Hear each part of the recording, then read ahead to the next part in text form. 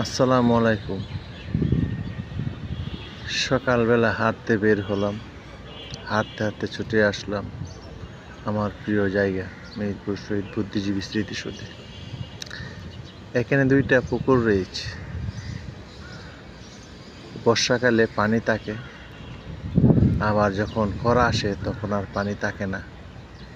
তো সারা বছর যদি পানি থাকতো তাহলে এত সুন্দর সুন্দর এই যে লাল শাপলা দেখতে পারতাম।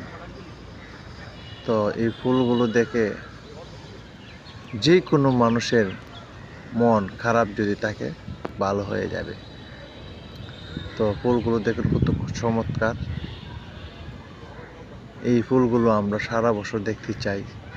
যদি সরকারে সবসময় এই দুইটা পুকুরে পানির ব্যবস্থা করে দিত বা পানি থাকে সেই সিস্টেম করে দিত, তাহলে কিন্তু আমরা এত সুন্দর সুন্দর শাপলা ফুল সবসময় দেখতে পারতাম এবং এই এলাকাটা ঠান্ডা থাকতো, পশু পাখিও পানি খেতে পারতো। তো এটা করলে অবশ্যই ভালো হতো আমি মনে করি। কি চমৎকার ফুলগুলো দেখে খুব ভালো লাগে, তাই আপনাদের মাঝে শেয়ার করলাম।